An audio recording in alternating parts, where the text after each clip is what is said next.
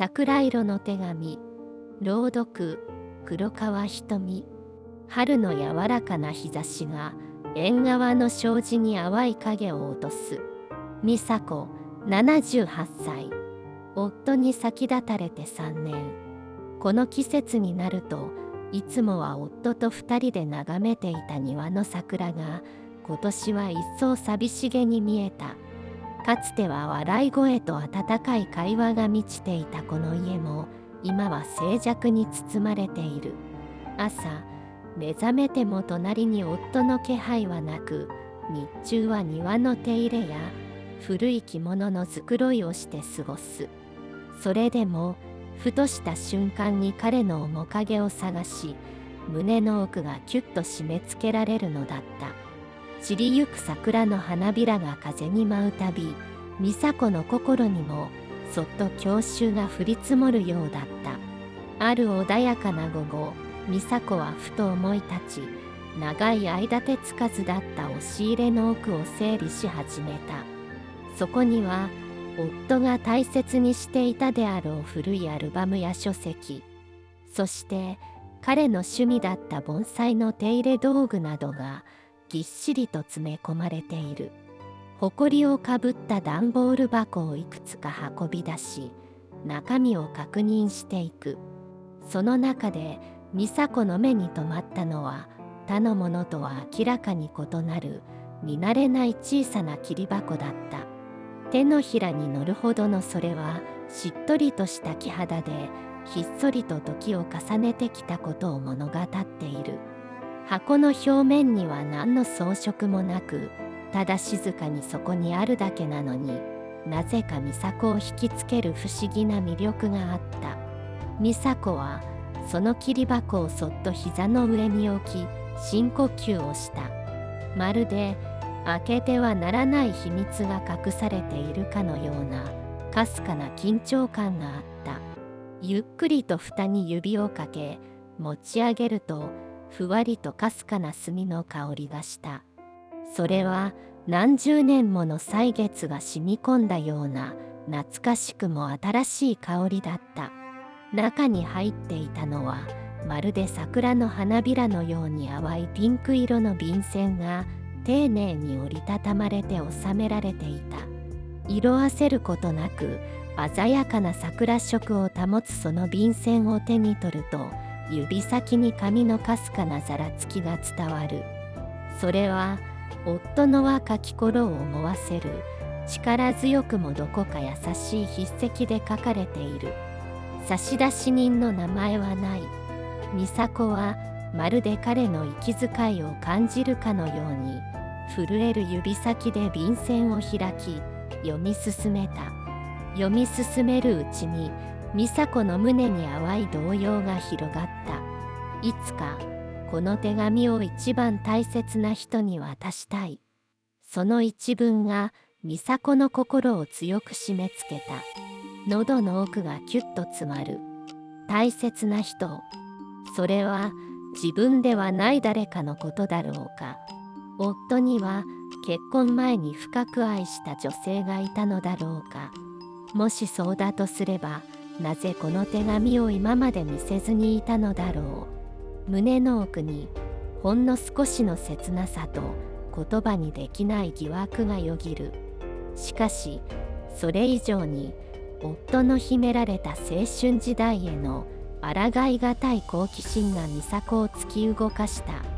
彼女は手紙を読み続けることをやめられなかった。手紙には戦後の復興期、都会の片隅にある古びた喫茶店の情景が綴られていた。雨音が窓を叩く午後、偶然その店に立ち寄った若き夫と一冊の詩集を抱えた女性との出会い。その女性はひっそりと人生の苦難を抱えながらも、静かな瞳の奥に強い意志を秘めているように見えたと夫は記している。ぎこちない挨拶から始まった二人の交流は詩集を読み交わし、互いの夢や未来を語り合う中でゆっくりと温かい絆へと育っていった。夫は彼女の聡明さに惹かれ、彼女は夫の誠実さに心を許していったのだろう。手紙の行間からは、共に過ごした日々がどれほど彼にとって輝かしいものだったかが伝わってくる。コーヒーの香り、雨音、窓から差し込む光、そして2人の間で交わされる真摯な言葉一つ一つが美佐子の脳裏に鮮やかによみがえるようだった。彼らは互いの心に寄り添い、人生の厳しさの中にもささやかな希望を見出していたに違いない。そこに描かれているのは美佐子の知らない夫の繊細で感受性豊かな姿だった。やがてその女性が家庭の事情で故郷の地方へと旅立つ日が来る。手紙はその突然の別れに対する若き夫の切ない感情と、それでもなお彼女が与えてくれた希望を胸に未来へと歩む決意で結ばれていた。別れは辛くとも、そこで育まれた感情は彼の人生を豊かにする糧となったことがうかがえる。美佐子は手紙の行間から夫の若き日の淡い恋心を、そしてそれを超えた互いを高め合うような清らかな絆を感じ取った。これは情熱的な愛というよりも、魂が共鳴し合うようなかけがえのない関係だった。もし二人がそのまま結ばれていたなら、どのような人生を歩んだだろうかと美佐子の脳裏をかすめた。その思考が美佐子の心に重い鉛のように沈み込んだ。他人のそれもなき夫の秘められた過去を覗き見ているような罪悪感が彼女の胸を締め付ける。まるで夫のプライベートな聖域に土足で踏み入ってしまったかのような耐え難い後ろめたさがこみ上げてきた。この手紙を読み進めることは果たして許されることなのだろうか。しかし一度開いてしまった好奇心はもはや止められない。背徳感にも似た感情を抱えながらも、美佐子の視線は次の瞬間に迫る手紙の核心へと吸い寄せられていった。そして手紙の終盤に差し掛かった時、美佐子の心臓は警鐘のように激しくなり響いた。便箋を持つ手が意志を持ったかのように震え始め、文字がにじんで見え、落としてはならないと必死に握りしめた。君が私に教えてくれたこの思いを、いつか私の妻になる人にこの手紙と共に伝えたい。君が私に与えてくれたのは紛れもない未来への希望なのだから。その瞬間、美佐子の目に熱いものがこみ上げてきた。それはこれまでの疑問や切なさが一瞬にして溶けていくような温かく、そして激しい感情の本流だった。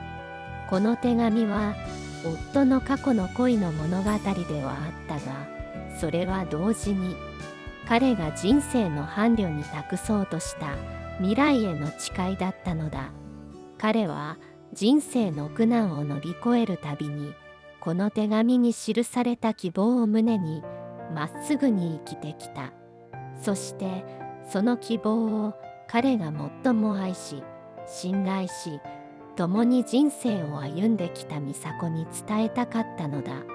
彼の人生の奇跡、そして美佐子との出会い、結婚、そして共に築き上げた歳月、そのすべてがこの一通の手紙につながっていたことを悟った。美佐子は便箋を胸に抱きしめおえつした。肩が震え、涙が止まらない。それは夫の知らなかった過去に触れた切なさでもあり、同時に深く深く愛されていたことへの感謝の涙だった。手紙の温かさが亡き夫のぬくもりとなって美佐子を包み込む。まるで夫が今隣に座り、優しく頭を撫でてくれているかのようだった。庭の桜は風に揺れながら花びらを散らしている。ひらひらと舞い落ちる花びらはまるで夫が美佐子に語りかける言葉のようだった。これで君は私の人生のすべてを知った。そして私は君を心から愛している。その声は美佐子の心に深く染み渡る。美佐子はもう一度手紙の最後の部分を読み返した。そこには若き夫の誓いとともに小さくしかし確かな追伸が添えられていた。その追伸を目にした瞬間、美佐子の顔に今までで一番の穏やかな笑顔が広がった。この桜色の便箋を選んだのは君の好きな色だから。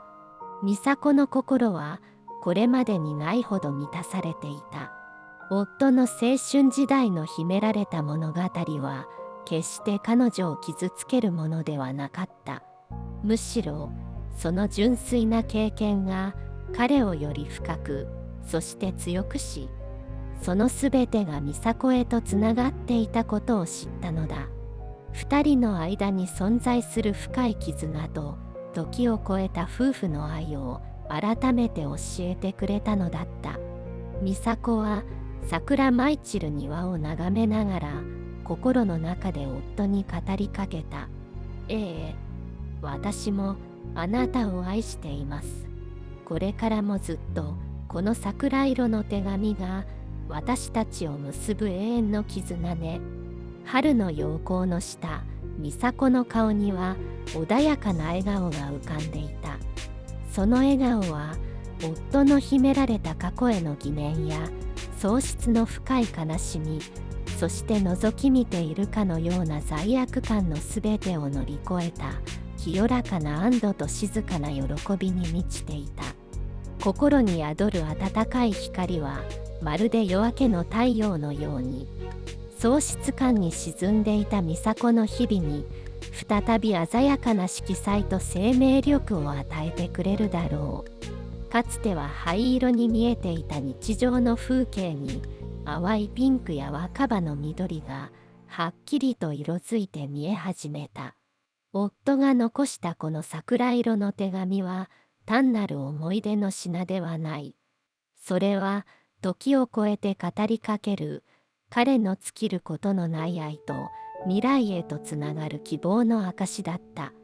この手紙がもたらした啓示は美佐子の心の中で永遠に輝き続け、彼女の残りの人生をそっと、そして確かな光で照らし続けるに違いない。彼女はもう一人ではない。夫の温かい眼差しが見えない糸で今も彼女の魂と結びついていることを彼女は深く知ったのだ。